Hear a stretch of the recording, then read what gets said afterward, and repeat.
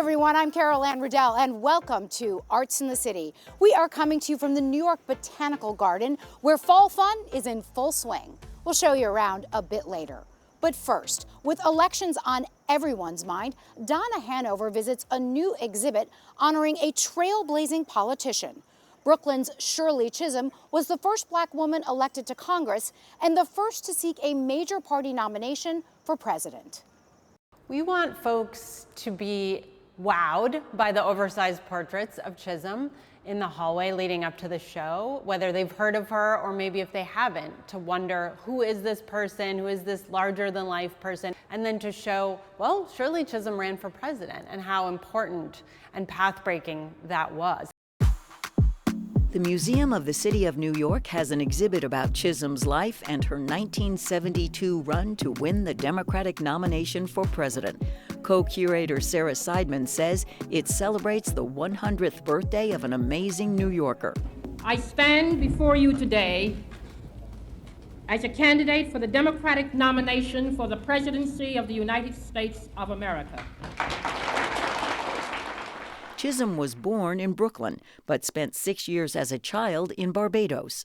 It was the Great Depression, and her parents sent her and her sisters to live with her grandmother. She got a good education under the British system there. When she came back to the U.S., she did well in high school and passed up colleges like Vassar to go to CUNY's Brooklyn College, joining the debate team. She was elected to the state legislature and then became the first Black woman elected to the U.S. Congress. Her motto was unbought and unbossed. The exhibit has notable campaign art.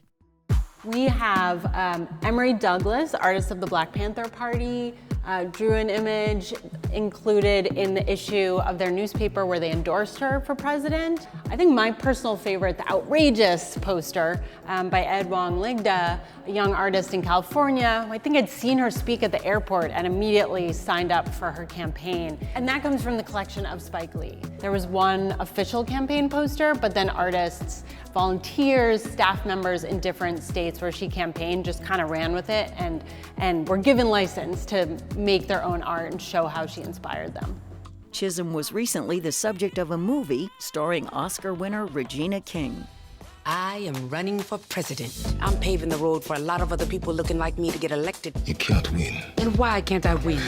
I have an opportunity to make a difference. All you got is your one vote. So this garment is modeled after an important outfit of Chisolm's. This was worn by Regina King in the recent film Shirley, but it was modeled after the suit that Chisolm wore when she announced her campaign for president. Also running was Alabama Governor George Wallace, a staunch segregationist. But then he was shot and paralyzed. Chisolm was one of the few leaders to visit him in the hospital. He wrote to thank her, "You held my hand and I knew that yours was the hand of a friend." The two of them had actually been portrayed before the campaign in an eye-catching poster. That is a satire of American Gothic that shows them together, I think, as anti-establishment figures, even though they were not really allies in any way. After the campaign, Chisolm went back to Congress and rose to join the powerful Rules Committee. She continued her fight for abortion rights, civil rights, and meals for children, often working in a bipartisan way. Famed photographer Richard Avedon took her picture. The Avedon photograph was taken in 1976 and is part of this spread of important political leaders that runs in Rolling Stone called The Family. It's a bold photograph that gets at both her seriousness and her integrity. The exhibit was co-curated by Dr. Zinga Frazier, who is director of the Shirley Chisholm Project at Brooklyn College, and their archive was very helpful. The Shirley Chisholm exhibit is interactive. So, for example, you can choose a button, put it on the speaker, and hear some of her famous words. Our will can create a new America in 1972, one where there is freedom from violence and war, at home and abroad, where there's freedom from poverty and discrimination. And there's an old-fashioned voting booth. Yes, you can also vote in the 1972 primary. We put on the major candidates in that primary, and We'll tally the votes from this 60s era machine we borrowed from the Board of Elections at the end of the exhibition. So is this a vote early and often invitation? It is, for once, yes. Vote as many times as you would like. The exhibit runs through July 20th, 2025. I'm Donna Hanover for Arts in the City. For decades, a local company has provided plumes to dazzle and adorn for everyone from fashionistas to Broadway. We stopped by Dur Feather in Midtown. Okay. That should do it. Get it into full fluff. Full fluff is a way of life here at Dur Feather. This New York City business has been importing and selling natural and dyed feathers for more than 100 years. I like to say we sell dreams, but we sell feathers, okay? Not the kind of feather that you would stuff into a mattress or a pillow. It's a feather that you'd want to wear around your neck, or wear on your head, or wear on a dress, or in a costume for a Broadway show. So this is natural, greenish color, peacock herl. Jon Coles co-owned this business, which originally dates back to 1918 with Jay Dersh, and now another generation of the Dersh family is stepping in. Jay's grandson is running the company with some help on the side from his feather gurus, and there is plenty to learn. We have different types of pheasant, turkeys, ostrich, goose, chicken. There's chinchilla, then there's the random ones that I had no idea were here that I discover.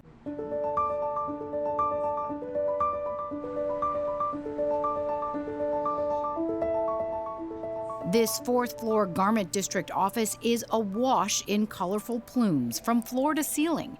Feathers are stored just about everywhere, ready for steaming, twisting, shipping, and custom-made accessories. Jon points out that none are from endangered birds. In many ways, entering the space is like stepping back in time, from this sewing machine to the office desk purchased used in 1918. So who shops at Dersh? Anyone who needs feathers, including toy producers, designers, photographers, and party planners.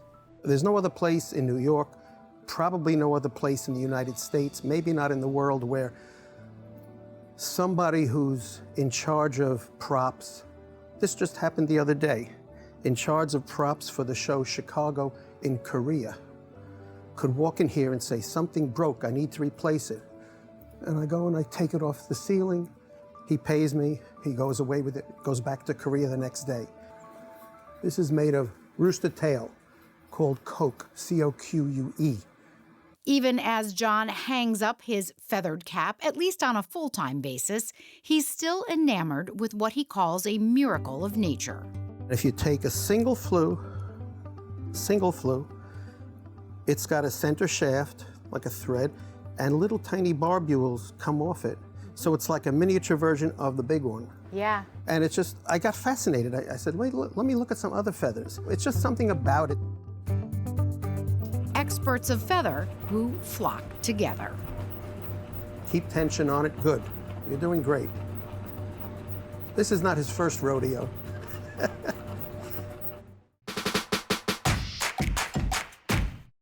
Now we check out New York Botanical Gardens' Fall-O-Ween, where the tricks and treats of the season come to life.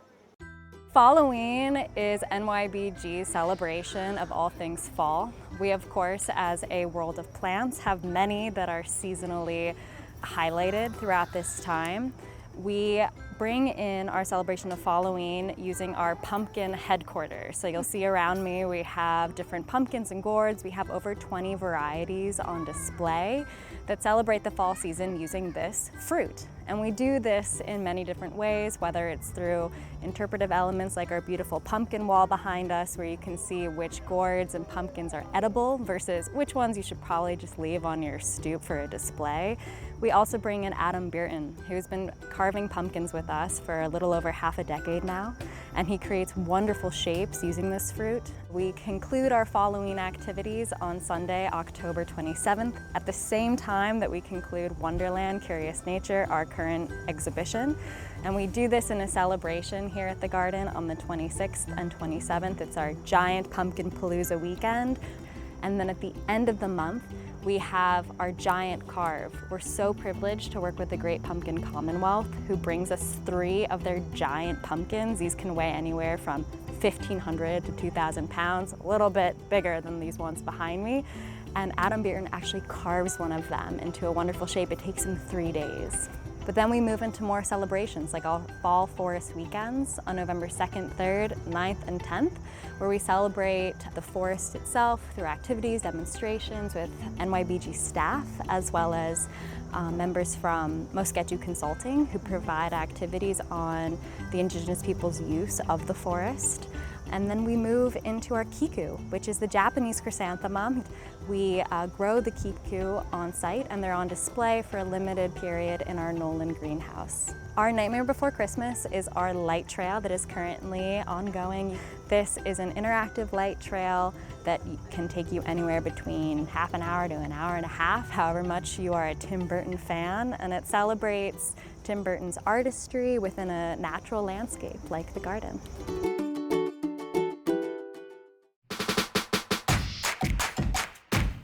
New York City truly has something for everyone, including those who love this time of year.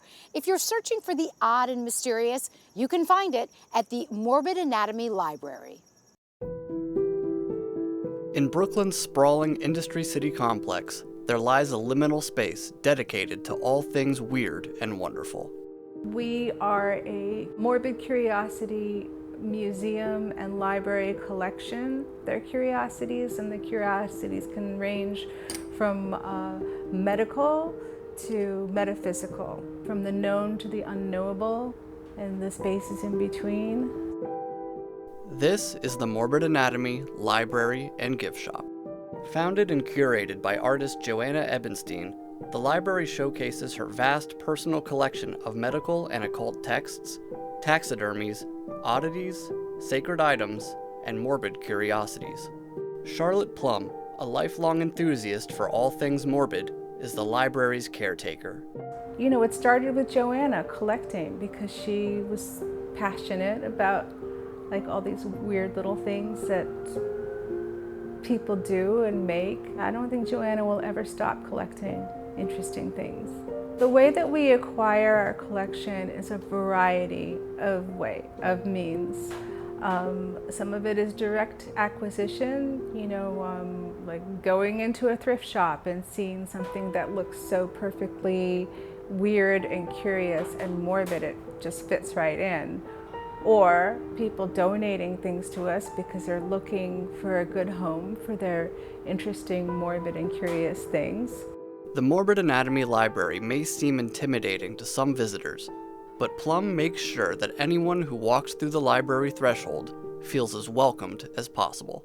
People come in, sometimes they're nervous, you know, they're like, they don't know what to do.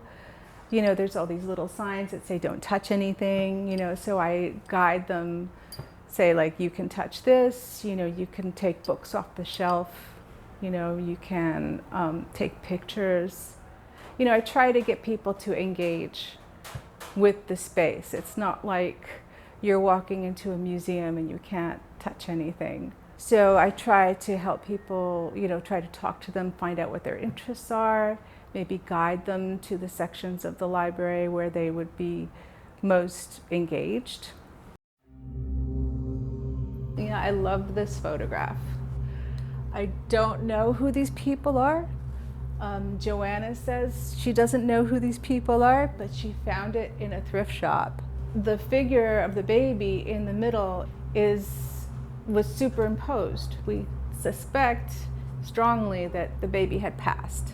So this is an example of a type of family mourning photography.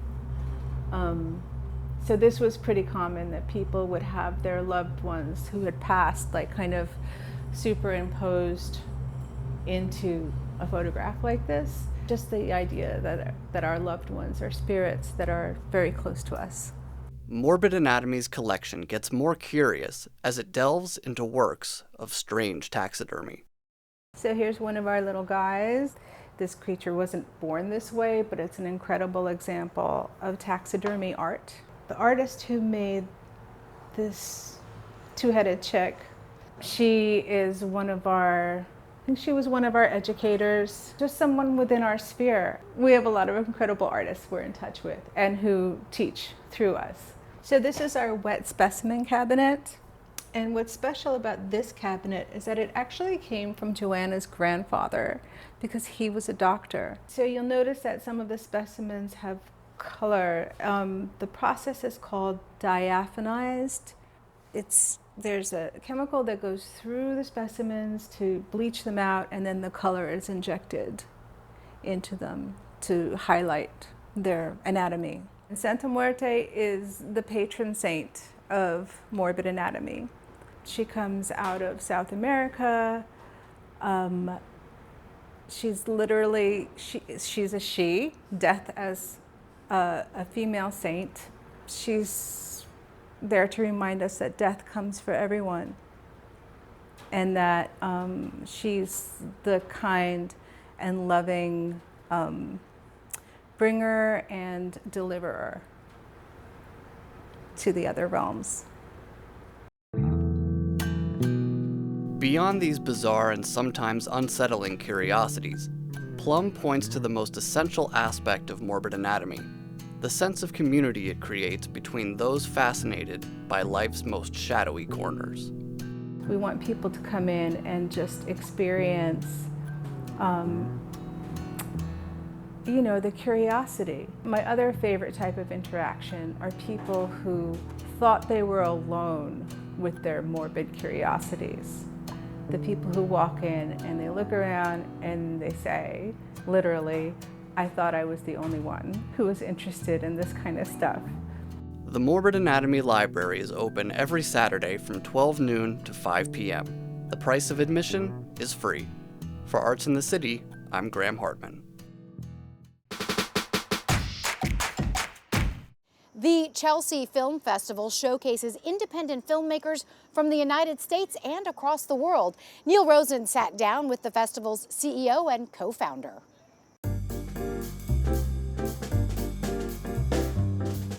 Since 2013, the Chelsea Film Festival has, in their own words, tried to make the world a better place, one film at a time. This heralded international movie fest was selected by USA Today as one of the top 10 best film festivals in all of North America. Number 6, in fact, and their most recent edition, in October of 2024, showcased over 150 films from 22 countries with an audience of close to 15,000 people. Through screenings, red carpet events, filmmaker Q&As, and panels, its aim has always been to empower the work of risk-taking storytellers, as it highlights the work of emerging filmmakers, producers, and actors. And the festival remains committed to discovering and developing independent artists from around the world by creating a forum for exchange and discovery. It's also been the launching pad for many unknown filmmakers, whose careers took off to much success in both film and TV. Ingrid Jean-Baptiste is the co-founder and artistic director of the Chelsea Film Festival. What is the mission of the Chelsea Film Festival? The mission is really to support emerging filmmakers, and now, 12 years after, it's more to support independent filmmakers, so they're not necessarily emerging, and all filmmakers that speak about global issues.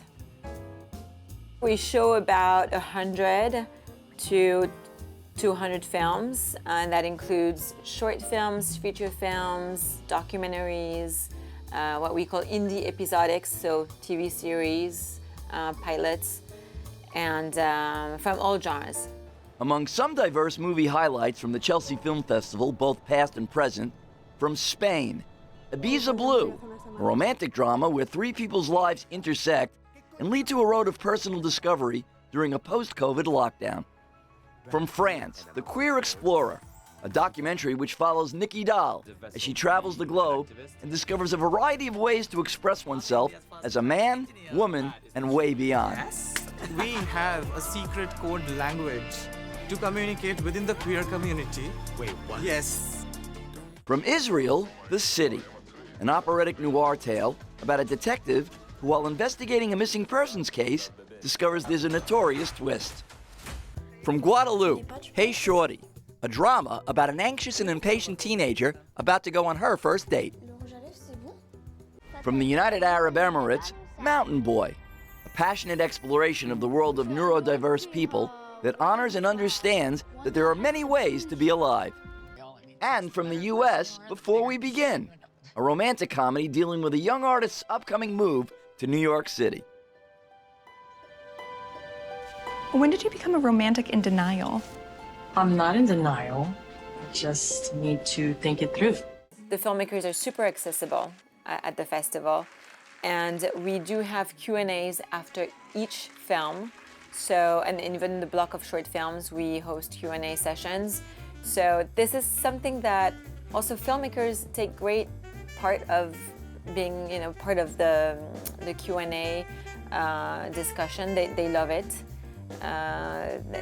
They find it also interesting for them to meet new people, to grow their audience, and network with these new filmmakers that you might not know, but might be the star of tomorrow. So if you want to meet them, come to the Chelsea Film Festival, network with them, and you'll be very happy that you bought your ticket for it. For more information about the Chelsea Film Festival, go to their website at chelseafilm.org. For Arts in the City, I'm Neil Rosen.